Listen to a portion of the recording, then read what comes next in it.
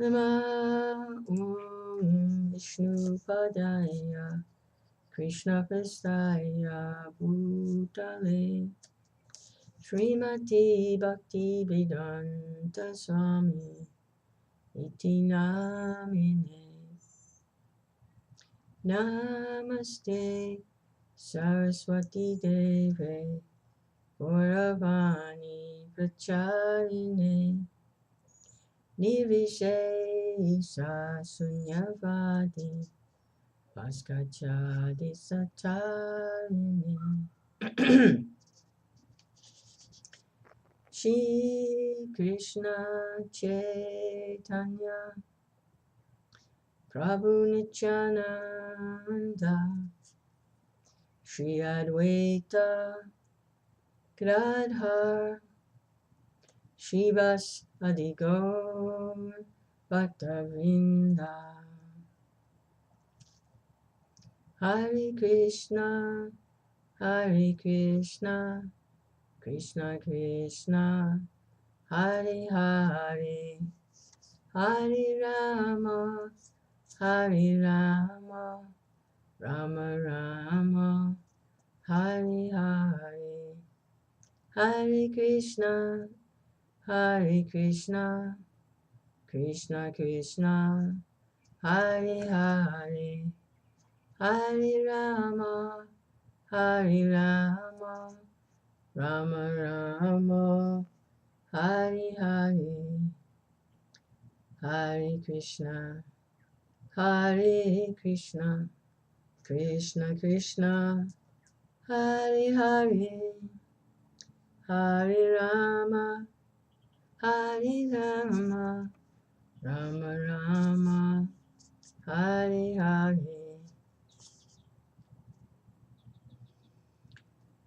Jai Shri Prabhupada Hare Krishna. So, Canto 4, Srimad Bhagavatam, the talks between Narada Muni and King Prachanabarhisat. And Narada Muni is relating the allegory of King Puranjana. So he's talking about King Puranjana and his situation. But in order to illustrate for King Prachanabarhisat his situation. So, it's chapter 29, and we left off text 85. There's lots of symbolism and allegory, and the purports Prabhupada is explaining what the different things mean. So, lost my place. Yes, I did. I lost my place. It's not chapter 29. Oh, goodness. I don't know where we left off. Let's see.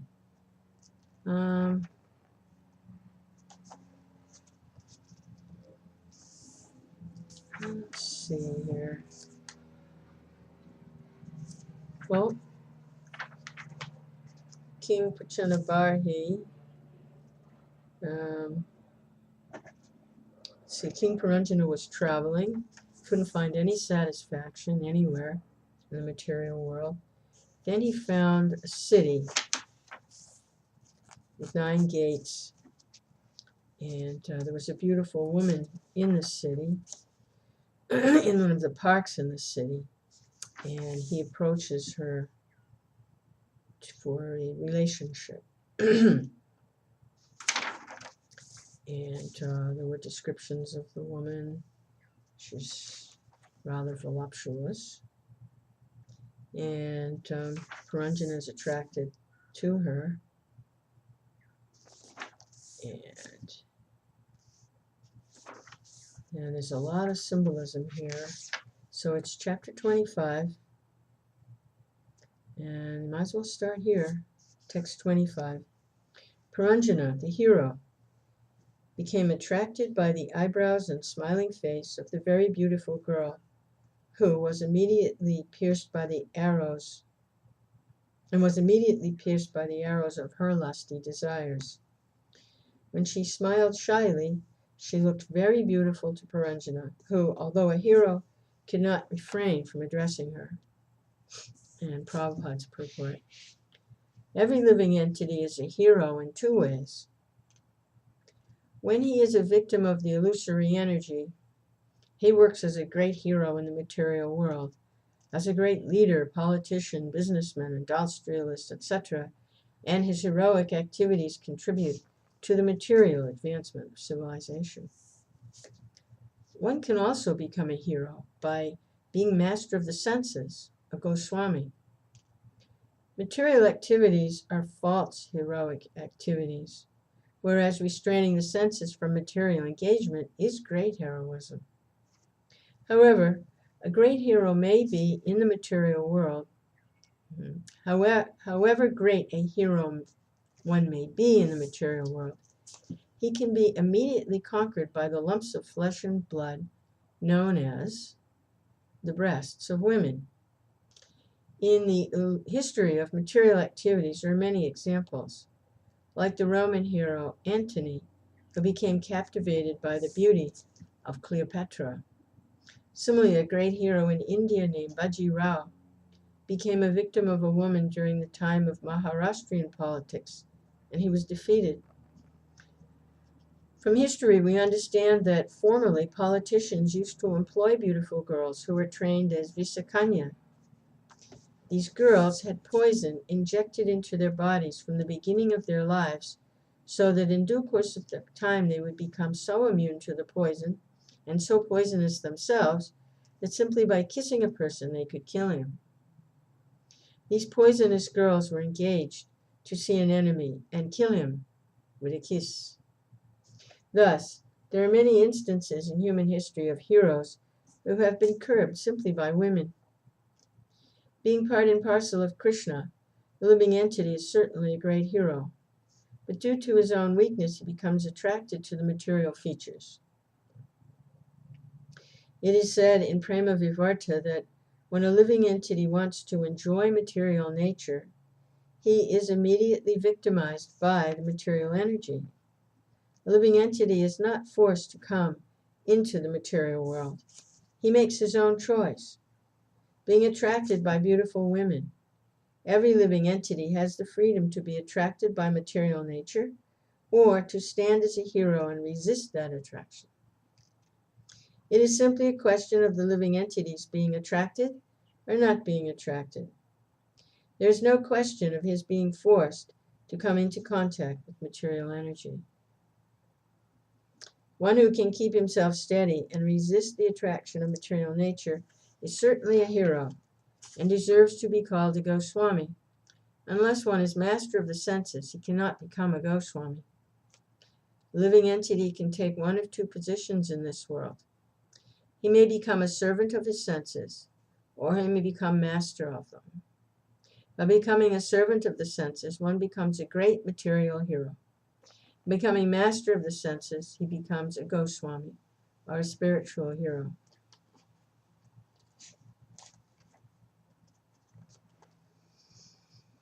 Hmm. 26. My dear Lotus-eyed, kindly explain to me where you're coming from. Who are you? Whose daughter are you? You appear very chaste. What is the purpose of your coming here? What are you trying to do? Please explain all these things to me. Purport. The first aphorism in Vedanta Sutra is Atato Brahma Jigyasa. In the human form of life, one should put many questions to himself and to his intelligence. In the various forms of life lower than human life, the intelligence does not go beyond the range of life's primary necessities: eating, sleeping, mating, and defending. Dogs, cats, and tigers are always busy trying to find something to eat or a place to sleep, trying to defend and have sexual intercourse successfully. In the human form of life, however, one should be intelligent enough to ask what he is, why he has come into the world, what his duty is, who is the supreme controller, what is the difference between dull matter and the living entity, etc. There are so many questions, and the person who is actually intelligent should simply inquire about the supreme source of everything, Atato Brahma Jigyasa. A living entity is always connected with a certain amount of intelligence, but in the human form of life, the living entity must inquire about his spiritual identity. This is real human intelligence.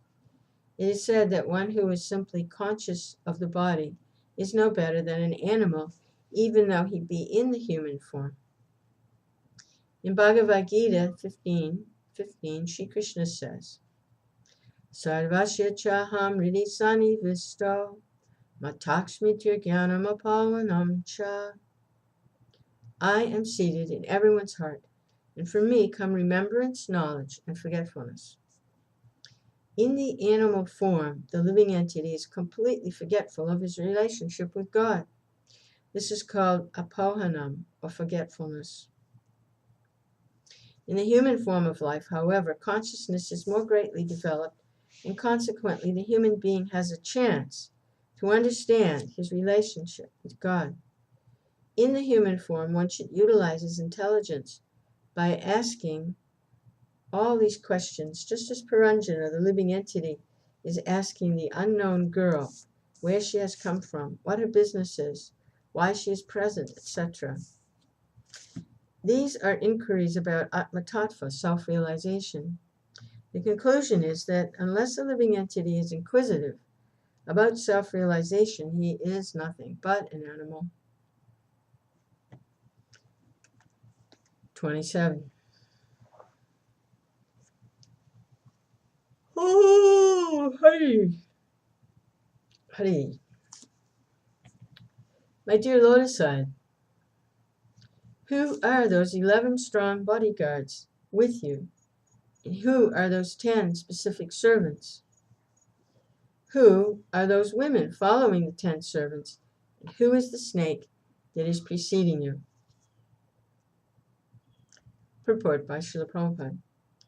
The 10 strong servants of the mind are the 5 working senses, the 5 knowledge-gathering senses.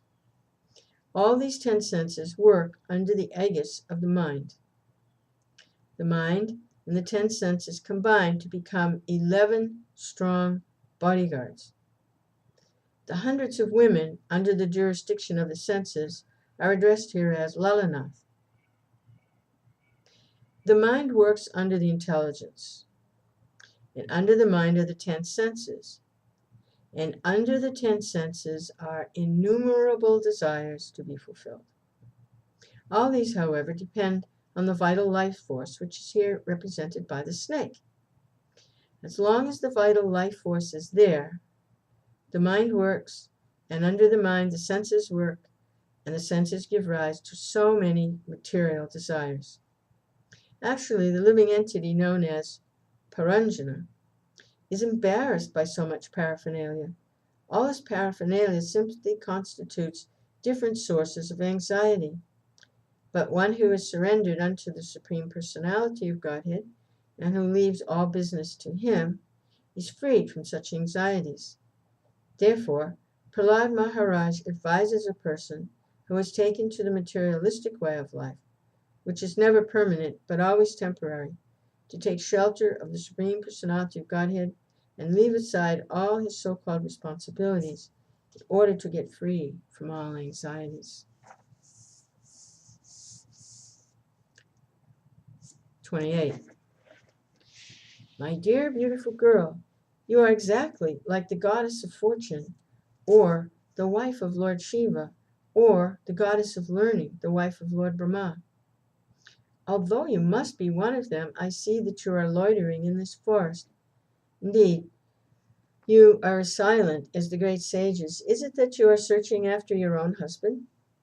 Whoever your husband may be, simply by understanding that you are faithful to him, he will come to possess all opulences. I think you must be the goddess of fortune, but I do not see the lotus flower in your hand. Therefore, I'm asking you where you have thrown that lotus. Purport by Prabhupada. Everyone thinks that his intelligence is perfect. Sometimes one employs his intelligence in the worship of Uma, the wife of Lord Shiva, in order to obtain a beautiful wife. Sometimes, when one wants to become as learned as Lord Brahma, he enjoys his intelligence in the worship of the goddess of learning, Saraswati. And sometimes, when he wishes to become as opulent as Lord Vishnu, he worships the goddess of fortune, Lakshmi. In this verse, all these inquiries are made by King Puranjana, the living entity, who is bewildered and does not know how to employ his intelligence. Intelligence should be employed in the service of the Supreme Personality of Godhead. As soon as one uses his intelligence in this way, the goddess of fortune automatically becomes favorable to him. The goddess of fortune, Lakshmi, never remains without her husband, Lord Vishnu. Consequently, when one worships Lord Vishnu, he automatically obtains the favor of the goddess of fortune. One should not, like Ravana, worship the goddess of fortune alone, for she cannot remain long without her husband. Thus, her other name is Chanchala, or restless. In this verse, it is clear that Puranjana is representing our intelligence while he is talking with the girl. He not only appreciated the shyness of the girl, but actually became more and more attracted by that shyness. He was actually thinking of becoming her husband, and consequently was asking her whether she was thinking of her prospective husband or whether she was married. This is an example of Bhoga Icha, the desire for enjoyment. One who is attracted by such desires becomes conditioned in this material world, and one who is not so attracted attains liberation. King Puranjana was appreciating the beauty of the girl as if she were the goddess of fortune, but at the same time he was careful to understand that the goddess of fortune cannot be enjoyed by anyone except Lord Vishnu. Since he doubted whether the girl was the goddess of fortune, he inquired about the lotus flower she was not holding. The material world is also the goddess of fortune, because the material energy works under the direction of Lord Vishnu, as stated in Bhagavad Gita. Mayad yakshena prakrite suyate sa characharam. The material world cannot be enjoyed by any living entity. If one so desires to enjoy it, he immediately becomes a demon like Ravana, Hiranyakashipu, or Kamsa. Because Ravana wanted to enjoy the goddess of fortune, Sita Devi, he was vanquished with all his family wealth and opulence. One can, however, enjoy that Maya bestowed upon the living entity by Lord Vishnu. Satisfaction of one's senses and desires means enjoying Maya, not the goddess of fortune. 29. O greatly fortunate one, it appears that you are none of the women I have mentioned, because I see that your feet are touching the ground. But if you are some woman of this planet, you can, like the goddess of fortune who accompanied Lord Vishnu, increase the beauty of the Vaikuntha planets. Also increase the beauty of this city by associating with me. You should understand that I'm a great hero and a very powerful king on this planet. Purport. There's a difference between demoniac mentality and devotional mentality. Devotees know perfectly well that the goddess of fortune, who is the constant companion of Vishnu or Narayan, cannot be enjoyed by a living entity. This higher sense of understanding is called Krishna consciousness. Nonetheless, everyone wants to become happy by imitating the prosperity of Narayan. In this verse, Puranjana states that the girl appears to be an ordinary woman. However, since he is attracted by her, he requests that she become as happy as the goddess of fortune by associating with him. Thus, he introduced himself as a great king with great influence, so that she might accept him as her husband and be as happy as the goddess of fortune. To desire to enjoy this material world as a subordinate of the Supreme Personality of Godhead is godly. The demons, however, want to enjoy this material world without considering the Supreme Personality of Godhead. That's the difference between a demon and a demigod. The word bhuvispreet mentioned in this verse is very significant. When the demigods sometimes come to this planet, they do not touch the ground. Purāṇa could understand that this girl did not belong to the transcendental world or the higher planetary system, because her feet were touching the ground. Since every woman in this material world wants her husband to be very influential, rich, and powerful, Purāṇa, to deduce the girl, introduced himself as such a personality. In the material world, whether one be a man or a woman, one wants to enjoy. A man wants to enjoy a beautiful woman, and a woman wants to enjoy a powerful, opulent man. Every living entity who possesses such material desires is called Purusha, an enjoyer. Superficially, it appears that the woman is the enjoyed and the man is the enjoyer, but internally everyone is an enjoyer. Consequently, everything in the material world is called Maya. 30. Certainly, your glancing upon me today has very much agitated my mind. Your smile, which is full of shyness, but at the same time lusty, is agitating the most powerful Cupid within me. Therefore, O most beautiful, I ask you to be merciful upon me. Purport. Everyone has lusty desires within, and as soon as one is agitated by the movement of a beautiful woman's eyebrows, the Cupid within immediately throws his arrow at the heart. Thus one is quickly conquered by the eyebrows of a beautiful woman. When one is agitated by lusty desires, his senses are attracted by all kinds of vishaya, enjoyable things, like sound, touch, form, smell, and taste. These attractive sense objects oblige one to come under the control of a woman. In this way, the conditional life of a living entity begins. Conditional life means being under the control of a woman, and certainly the living entity is always at the mercy of a woman or a man.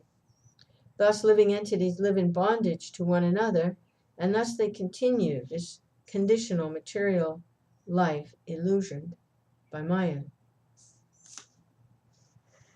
31. My dear girl, your face is so beautiful, with your nice eyebrows and eyes, and with your bluish hair scattered about. In addition, very sweet sounds are coming from your mouth. Nonetheless, you are so covered with shyness that you do not see me face to face. I therefore request you, my dear girl, to smile and kindly raise your head to see me. Purport.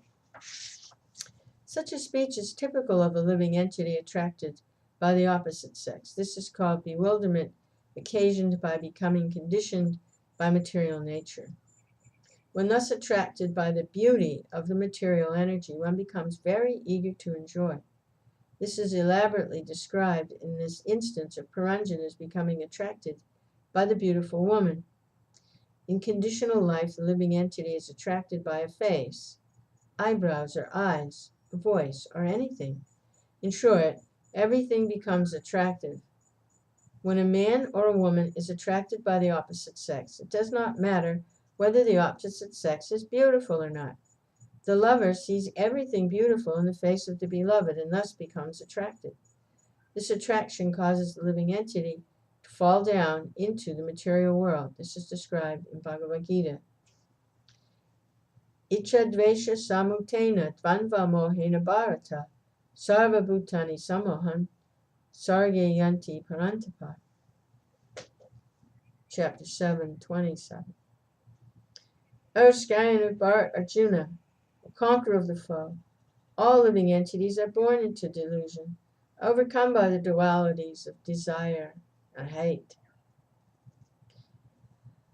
This condition of life is called avidya. Opposed to this avidya is real knowledge. Sri Upanishad distinguishes between vidya and avidya, knowledge and ignorance. By avidya, ignorance, one becomes conditioned. By vidya, knowledge, one becomes liberated. Purāṇa admits herein that he's attracted by avidya. Now he wishes to see the complete beauty of avidya, and so requests the girl to raise her head so that he can see her face to face. He thus wishes to see the various features that make avidya attractive. 32. Narada continued, My dear king, when Purāṇa became so attracted and impatient to touch the girl and enjoy her, the girl also became attracted by his words and accepted his request by smiling. By this time, she was certainly attracted by the king. Purport. By this incident, we can understand that when a man is aggressive and begins to woo a woman, the woman becomes attracted to the man. This process is described in Bhagavatam, 5th Canto, as Pumsha Striya Matuni Bhavami Tan. This attraction is enacted on the platform of sexual life. Thus, the sex impulse is the platform of material engagement. This conditional life, the platform of material sense enjoyment, is the cause of forgetfulness of spiritual life. In this way, a living entity's original Krishna consciousness becomes covered or converted into material consciousness. Thus, one engages in the business of sense gratification.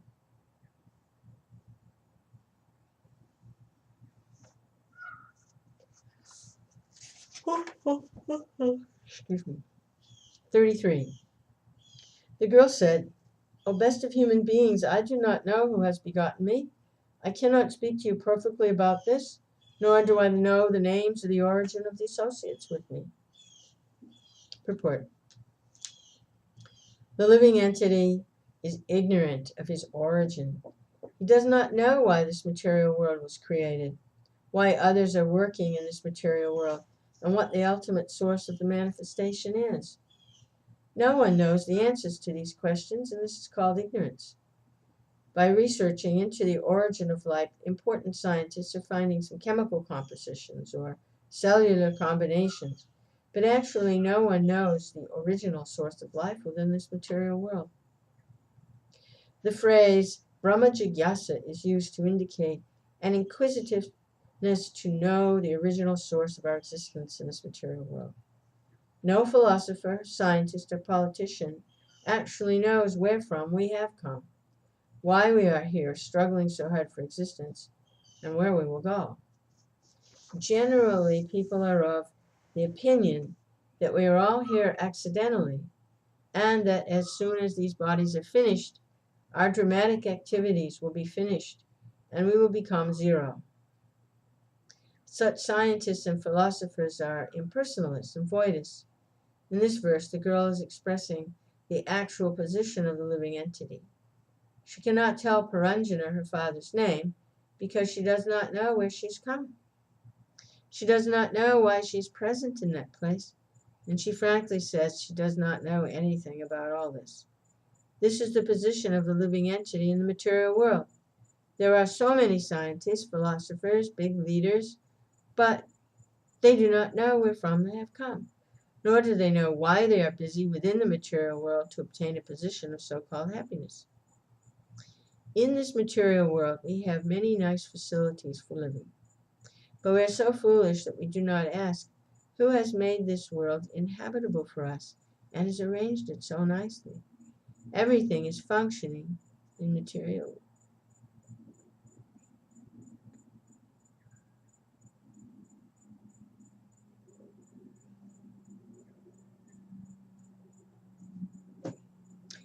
Everything is functioning in order, but people foolishly think that they are produced by chance in this material world, and that after death they will become zero.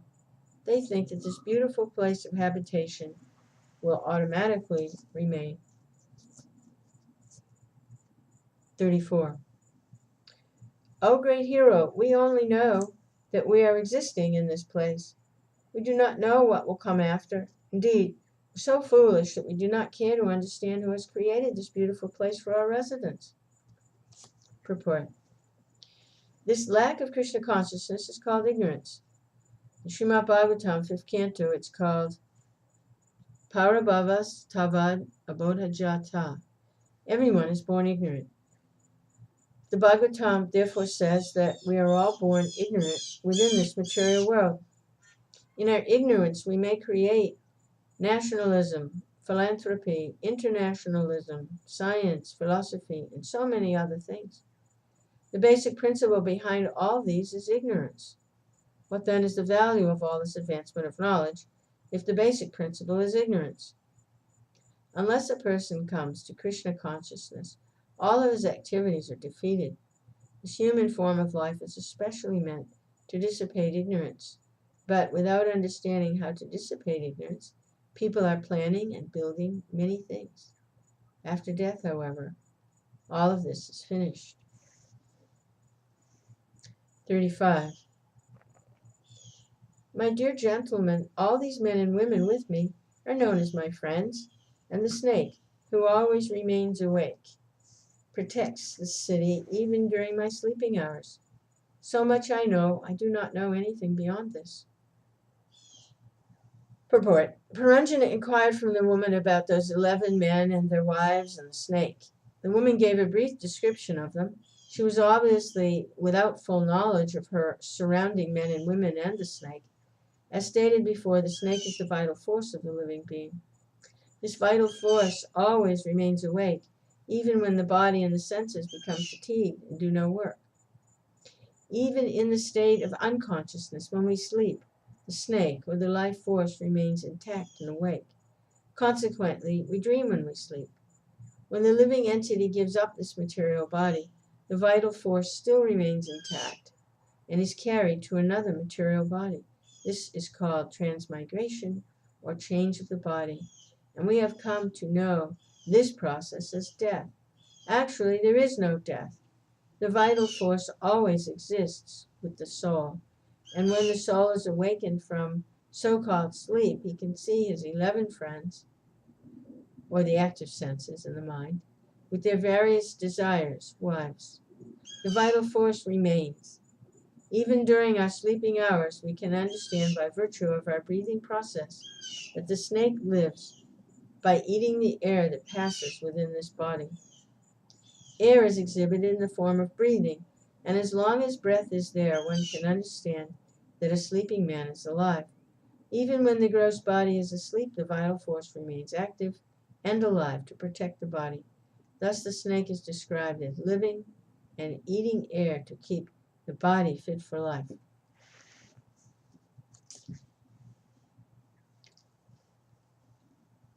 Hare Krishna. Okay. Text 36. O killer of the enemy, you have somehow or other come here. This is certainly great fortune for me.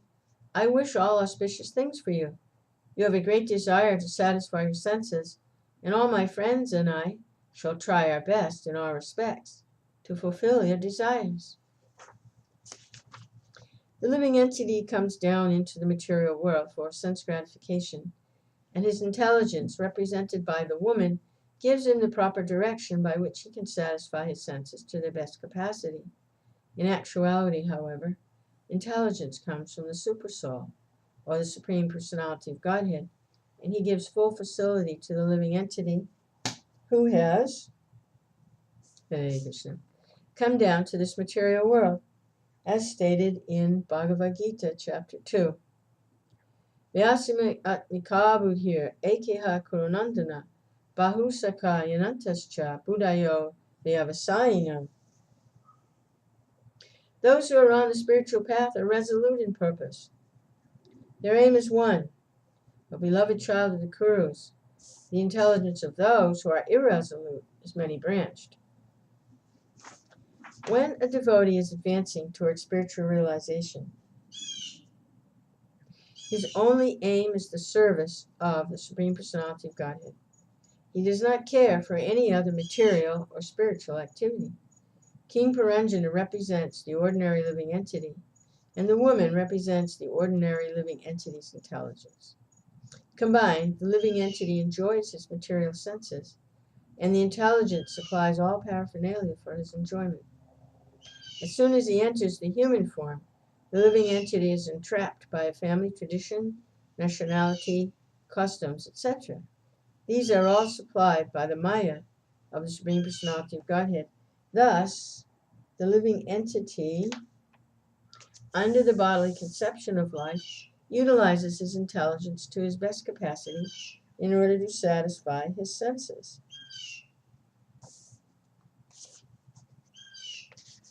37. My dear Lord, I have just arranged this city of 9 gates for you, so that you can have all kinds of sense gratification. You may live here for 100 years, and everything for your sense gratification will be supplied. Dharma artha kama mokshanam darasam prapti hetuva. The wife is the cause of all kinds of success in religion, economic development, sense gratification, and ultimately salvation.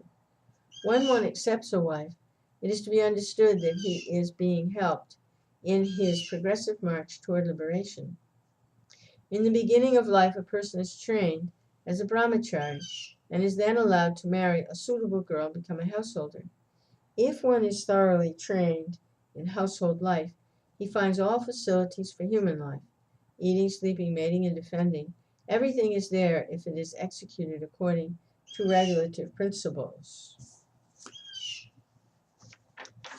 38. How can I expect to unite with others who are neither conversant about sex, nor capable of knowing how to enjoy life while living or after death? Such foolish persons are like animals because they do not know the process of sense enjoyment in this life and after death.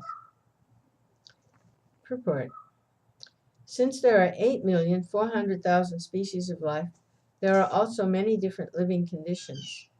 In the lower grades of life, plant and tree life, there is no system for sexual intercourse. In the upper grades, in the life of birds and bees, there is sex, but the insects and animals do not know how to actually enjoy sex life. In the human form of life, however, there is full knowledge of how to enjoy sex. Indeed, there are many so-called philosophers who give directions on how to enjoy sex life. There is even a science called Kama Shastra, which is the science of sex. In human life, there are also such divisions as brahmachari, grihastha, vanaprastha, and sannyas. There is no sex life except in grihastha, or householder, ashram. The brahmachari is not allowed any sex. A vanaprastha voluntarily refrains from sex, and the sannyasi is completely renounced. The Garmis do not practice brahmachari, vanaprastha, and sannyas life, for they are very much interested in grihastha life. In other words, a human being is very much materially inclined. Indeed, all living entities are materially inclined. They prefer grihastha life because there is a concession for sex. The Karmis think the other statuses of life are worse than animal life, for animals also have sex, whereas the brahmachari, vanaprastha, and sannyas completely give up sex. The Karmis therefore abhor these orders of spiritual life. 39. The woman continued, in this material world, a householder's life brings all kinds of happiness in religion, economic development, sense gratification, and the begetting of children, sons, grandsons.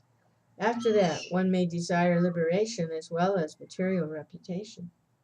The householder can appreciate the results of sacrifices, which enable him to gain promotion to superior planetary systems.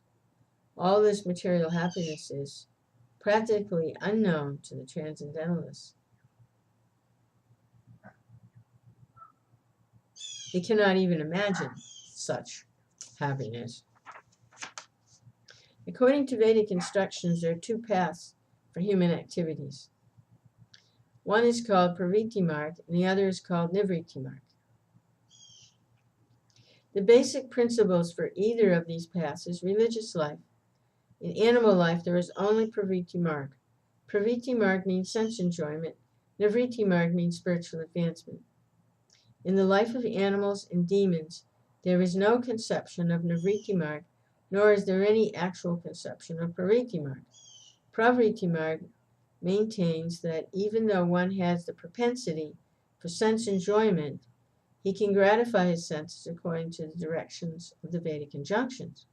For example, everyone has the propensity for sex life, but in demonic civilization, sex is enjoyed without restriction. According to Vedic culture, sex is enjoyed under Vedic instructions. Thus, the Vedas give direction to civilized human beings to enable them to satisfy their propensities.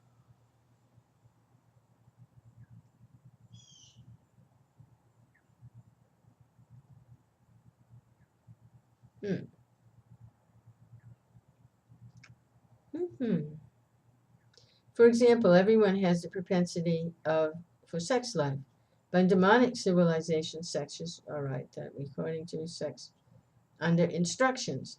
Thus, the Vedas give direction to civilized human beings to enable them to satisfy the propensities for sense enjoyment, sense gratification. In the Nivritti Marg path, however, on the path of transcendental realization, sex is completely forbidden. The social orders are divided into 4 parts: brahmachari, grihastha, vanaprastha, sannyas. Only in the householder life can the pravritti marg be encouraged or accepted, according to Vedic instructions. In the orders of brahmachari, vanaprastha, and sannyas, there are no facilities for sex. In this verse, the woman is advocating pravritti marg only and is discouraging the path of nivritti marg. She clearly says that the yatis, the transcendentalists, who are concerned only with spiritual life, kaivalya, cannot imagine the happiness of pravritti marg. In other words, the man who follows the Vedic principles enjoys the materialistic way of life, not only by becoming happy in this life, but also in the next life, being promoted to the heavenly planets. In this life, such a person gets all kinds of material opulences, such as sons and grandsons, because he's always engaged in various religious functions.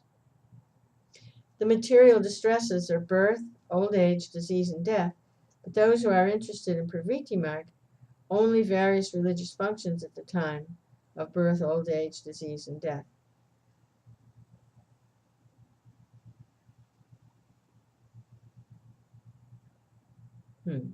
Without caring for the distresses of birth, old age, disease, and death, they are addicted to performing the special functions according to the Vedic ritualistic ceremonies. Factually, however, pravritti marg is based on sex life. As stated in Srimad Bhagavatam, Canto 7, Yan maitunadi grihamedi sukham ituchan. A householder who is too much addicted to pravritti marg is actually called a grihamedi and not a grihastha. Although the grihasthas desire sense gratification, he acts according to Vedic instructions. The grihamedi, however, who is interested only in sense gratification, does not follow any Vedic instruction. The grihamedi engages himself as an advocate of sex life, and also allows his sons and daughters to engage in sex and to be deprived of any glorious end in life. A grihastha enjoys sex life in this life as well as in the next, but a grihamedi does not know what the next life is about because he's simply interested in sex in this life. On the whole, when one is too much inclined towards sex, he does not care for the transcendental spiritual life. In this age of Kali, especially, no one is interested in spiritual advancement, even though it is sometimes found that one may be interested in spiritual advancement. He is most likely to accept a bogus method of spiritual life, being misguided by so many pretenders.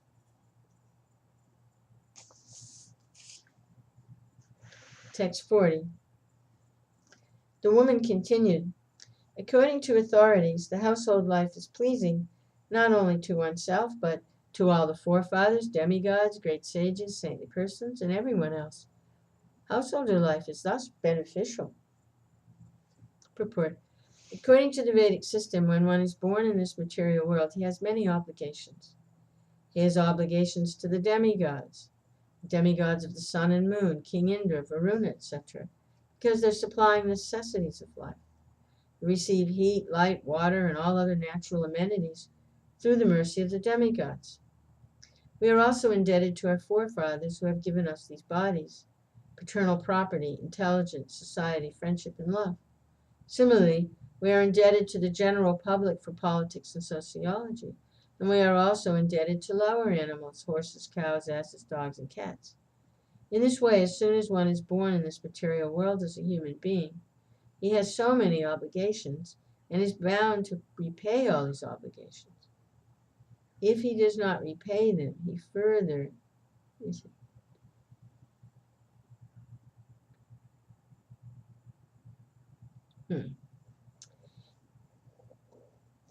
The Grihamedi, however, who is overly addicted to material things, does not know that if he simply takes shelter of the lotus feet of Mukunda, he is immediately freed from all obligations to others. Unfortunately, Grihamedi does not have any interest in Krishna consciousness. Prahlad Maharaj says, Matirna Krishne Paratasvatova Ito Bibhadyeta Griha Vratanam. A Griyavrata is the same as a Grihamedi. One who takes sex life to be supreme finds action in Krishna consciousness confusing, either due to his own personal consideration or due to his having taken instructions from others or conferring with them. He becomes addicted to sexual indulgence and cannot act in Krishna consciousness.